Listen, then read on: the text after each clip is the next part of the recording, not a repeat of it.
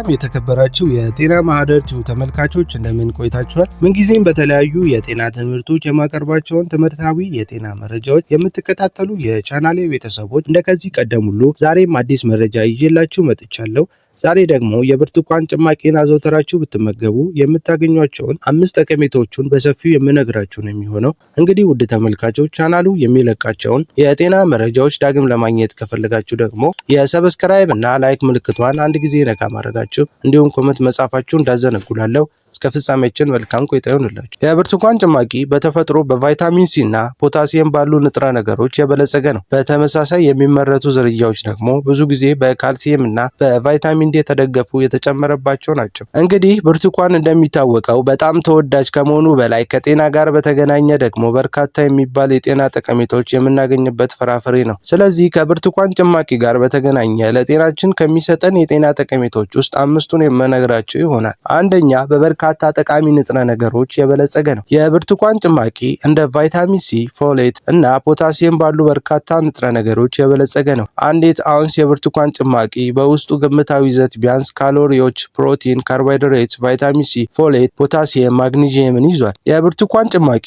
በውሃ ውስጥ የሚሟሟና ኃይለኛ ጸረ ኦክሲደንት ሆኖ የሚያገለግል እንዲሁም ለበሽታ የመከላከል ስርዓት ማዕከላዊ ሚና የሚጫወት የቫይታሚን ሲ በብዛት የተከማቸ ምንጭ ነው። በተጨማሪም ቫይታሚን ሲ የአጥንት መፈጠርን፣ ቁስል መፈወስንና የድድ ጤናን ይጠብቃል። የብርቱካን ጭማቂ ለዲኤንኤ ውህደት የሚያስፈልገውን እና የጽንስ እድገትንና ብስለትን የሚደግፍ በፎሌት የበለጸገ ነው። ከዚህም በተጨማሪ የደም ግፊትን የሚቆጣጠር፣ የአጥንት መሳሳትን የሚከላከልና ከልብ በሽታ ስትሮክ የሚከላከል የፖታሲየም ማዕድን እጅግ በጣም ጥሩ ምንጭ ነው። ሁለተኛው በጸረ ኦክሲደንቶች የበለጸገ ነው። ብርቱካን ጭማቂ ከሚገኙበት ጸረ ኦክሲደንቶች መካከል የኦክሲዳቲቭ ጉዳት በመከላከል ጤናን ያበረታታሉ። ይህ ጉዳት የሚከሰተው በጸረ ኦክሲደንቶችና ፍሪ ራዲካልስ በመባል የሚታወቀው ያልተረጋጉ ሞለኪውሎች መካከል ሚዛን ሲዛባ ነው። ጥናቶች እንደሚያሳዩት ጸረ ኦክሲደንቶች አጠቃላይ ጤናን ለመጠበቅ ወሳኝ ናቸው። እንደ ልብ ህመም፣ ካንሰር እና የስኳር በሽታ ካሉ ስር የሰደዱ በሽታዎች የመከላከል ይረዳሉ። ጸረ ኦክሲደንቶች ጥሩ ምንጭ ናቸው። ለ8 ሳምንት የተደረገ አንድ ጥናት በየቀኑ 25 አውንስ ብርቱካን ጭማቂ መጠጣት የጸረ ኦክሲዳንት ሁኔታውን በእጅጉ እንደጨመረ ተረጋግጧል። ሌላም ጥናት በተመሳሳይ ግንኙነት አሳይቷል። ከፍተኛ ኮሌስትሮል እና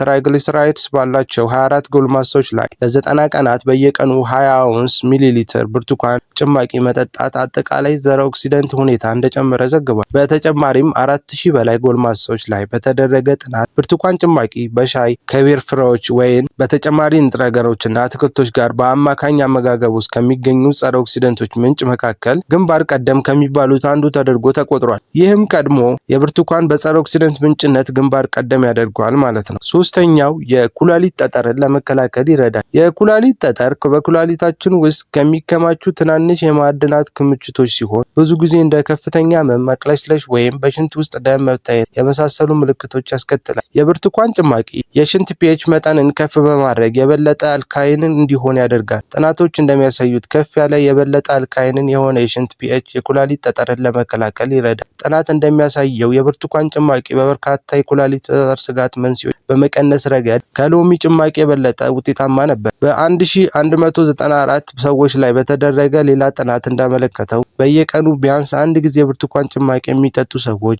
በሳምንት አንድ ጊዜ በታች የሚጠጡ ሰዎች በ12 ዝቅተኛ የኩላሊት ጠጠር የመያዝ አደጋ ነበራቸው። ስለዚህ የብርቱካን ጭማቂ የኩላሊት ጠጠርን ለመከላከል የሚረዳ ጥሩ የፍራፍሬ አይነት ነው ማለት ነው። ሌላው አራተኛው ነው፣ የልብ ጤናን ያሻሽላል። የልብ በሽታ በዓለም ዙሪያ በየዓመቱ ከ17 ሚሊዮን በላይ ሰዎች ለሞት የሚዳረግ አሳሳቢ ችግር ነው። አንዳንድ ጥናቶች እንደሚያሳዩት የብርቱካን ጭማቂ መጠጣት እንደ ከፍተኛ የደም ግፊትና ከፍ ያለ ኮሌስትሮል ያሉ ለልብ በሽታ የሚያጋልጡ ነገሮች ሊቀንስ ይችላል። ልባቸው ጤናማና ጠንካራ ሆኖ እንዲቆይ ይረዳል። ለምሳሌ በ129 ሰዎች ላይ የተደረገ አንድ ጥናት እንደሚያሳየው ለረጅም ጊዜ ብርቱካን ጭማቂ መጠጣት አጠቃላይ እና መጥፎ ኤልዲኤል ኮሌስትሮልን መጠን ቀንሷል። ከዚህም በተጨማሪ 19 ጥናቶች ግምገማ እንደገለጸው የፍራፍሬ ጭማቂ መጠጣት በአዋቂዎችና ሲስቶሊክ ያልሆነ የደም ግፊት ለመቀነስ ውጤታማ ነበር። እንዲሁም የብርቱካን ጭማቂ ከፍ ያለ የኮሌስትሮል መጠን ባላቸው ሰዎች የጥሩ ኤችዲኤል ኮሌስትሮልን መጠን ከፍ እንደሚያደርግ ታይቷል። ይህም የልብ ጤናን ሊያሻሽል እንደሚችል እና የልብንም ጤና እንደሚጠብቅ ይገመታል። አምስተኛው እብጠትን ለመቀነስ ይረዳል። አጣዳፊ እብጠት ከበሽታና ከኢንፌክሽን መካከል የተነደፈ የተለመደ የሰውነት የመከላከል ምላሽ አካል ሆኖ ከፍተኛ የሆነ እብጠትን ለረጅም ጊዜ መያዝ ለረጅም ጊዜ በሽታዎች እንዲፈጠሩ አስተዋጽኦ ያደርጋል ተብሎ ይታሰባል። ኢንተርሊውኪንና እጢ ኒክሮሲስ ፋክተር አልፋ ያሉ ከፍ ያሉ የእብጠት ምልክቶች በሜታቦሊክ ሲንድሮም፣ በልብ በሽታና በአንዳንድ ካንሰሮች ላይ ታይቷል። አንዳንድ ጥናቶች እንደሚያሳዩት የብርቱካን ጭማቂ እብጠትና ከሱ ጋር የተያያዙ ችግሮችን መቀነስ ይረዳል። አንድ ግምገማ እንደተመለከተው የብርቱካን ጭማቂ ለረጅም ጊዜ የሚቆይ በሽታ ጋር ከተያያዙ የተወሰኑ የእብጠት ምልክቶች ደረጃ ሊቀንስ የሚችል ጸረ ብግነት ባህሪያት አሉት። በተጨማሪም በ22 ሰዎች ላይ በተደረገ የ8 ሳምንት ጥናት እንዳሳየው የብርቱካን ጭማቂ መጠጣት እንደ ሲሪአክቲቭ ፕሮቲን፣ ሲአርፒ እና ኢንተርሊውኪን 6 ያሉ የእብጠት ምልክቶች ቀንሷል። ይህም በሽታን ለመከላከል ይረዳል ማለት ነው። እንግዲህ የብርቱካን ጭማቂን በጸረ ኦክሲዳንት እና እንደ ቫይታሚን ሲ፣ ፎሌት እና ፖታሲየም ባሉ ጥቃቅን ንጥረ ነገሮች የበለጸገ ተወዳጅ መጠጥ ነው። ጭማቂውን በመደበኛነት መጠጣት ደግሞ ከበርካታ የጤና ጥቅሞች ጋር ተያይዟል። ከእነዚህ መካከል የተሻሻለ የልብ ጤና፣ እብጠትን ለማስተካከል እና የኩላሊት ጠጠር አደጋን ለመቀነስ ይረዳል። ነገር ግን በካሎሪን እና በስኳር የበዛ ስለሆነ በተመጣጣኝ መጠን መጠጣት በተቻለ መጠን በቦታው የተጨመቀ ወይም 100% የብርቱካን ጭማቂ መምረጥ ብትጠጡ ይመከራል ማለት ነው። እንግዲህ ውድ ተመልካቾቼ ከብርቱካን ድንቅ የጤና ጥቅሞች ጋር በተገናኘ የሚሰጠውን የጤና ጥቅምና ብንጠቀመው ደግሞ የምንከላከላቸውን የበሽታ አይነቶች የሚያስረዳ ግልጽና አጠር ያለ መሰረታዊ መረጃ እንዳጋራኋችሁ ተስፋ አደርጋለሁ። እንግዲህ እናንተም ደግሞ ከዚህ ቪዲዮ ጥሩ ትምህርት እንደወሰዳችሁበት አምናለሁ። እንግዲህ እናንተም ከተማራችሁበት እንዲሁም ቁም ነገር ካገኛችሁበት በቅንነት ለወዳጅ ሼር አድርጉ። በተጨማሪም ሌሎች ጠቃሚ የሆኑ የጤና መረጃዎች እንዲደርሷችሁ ሰብስክራይብ እና ላይክ እንዲሁም የተሰማችሁን ደግሞ ኮሜንት ማድረጋችሁን እንዳትረሱ። ላለው ቀጣይ በሌላ የጤና ርዕስ ጉዳይ እስክንገናኝ ድረስ መልካም ቆይታ ይሁንላችሁ።